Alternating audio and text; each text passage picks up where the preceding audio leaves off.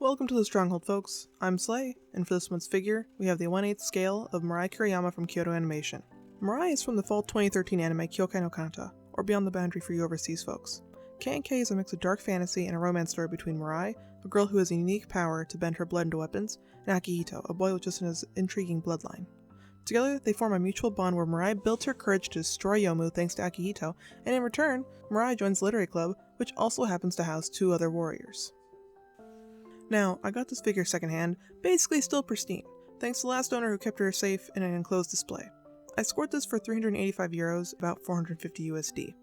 At the time of release, this figure went for about 11,000 yen, roughly 100 USD, but since the November 2015 release, the price has increased a lot. I've seen this figure sell from 400 USD to an upwards of 800 USD. Mirai's bloodsword is semi-transparent red plastic with additional layers of color to imitate the movement as if it were flowing. Not much to talk about there, it's a good detail and it fits snug in her hand, and isn't too much of a fight to have her hold. Now, I get weak in the knees when I not only see a good figure, but a good figure with a unique looking base. No plain circular black or white plastic bases, no poor excuse for airbrushed sand or grass, a good, detailed base that fits the scene the character would be posed in. And here we are. Within this figure, we get the tiled floor of what I believe is from the school, along with the demonic shadow wraps of the emerging Yomu. The base checks all my boxes: depth, airbrush, additional objects, organically shaped. You bet I'd be hyped when I see a good-looking base. I don't just get the character, I get a part of the scene if you get what I mean. Time for the girl in all her cute glory. I say, the color is impressive. The airbrush work on her tights speak for themselves. Look at the detail in the stitching of the coat, looks just as comfy and puffy as the show. The shoes have an appropriate amount of gloss, and the demonic wrap accurately matches to fit the base of the others. One of my favorite parts of this figure is the pose. The dynamic movements of it all, seeing her in motion about to bring down her blood blade, hair blown back with the force she is putting in, just has me in awe. Even in the back, no corners were cut in making sure this looked on model. From the blue lines along the sailor suit collar, and I didn't point it out well here, but the sculpt of this figure even has some slight contours in the stomach area, including a visible belly button, even though you are unlikely to view this figure from such a degree. The shoes are airbrushed with a small tinge of grime and darker shades, and the button up top too shows the light catching on it.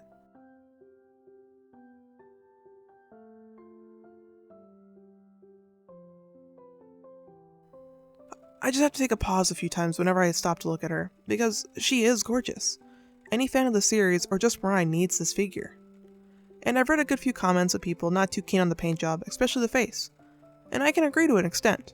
Something about the eyes seem dull or slightly soulless, but when it comes to the rest of the figure, I can overlook that when you consider the pose, and the rest of the paint job and the detailed base.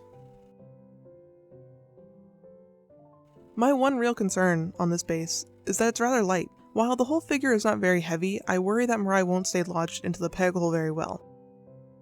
I had to use a bit of that sticky tack putty, which I used to hold some of my other knickknacks around my house in place safely, but I had to use it to make sure she wouldn't fall.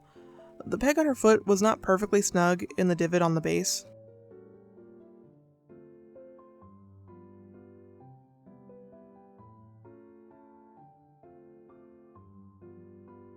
But hey, thanks for watching. There's a link in the down for additional details on where you can find this figure, and let me know in the comments if you think this figure is worth it, if you like it, or maybe if there's some other figure you think I should check out.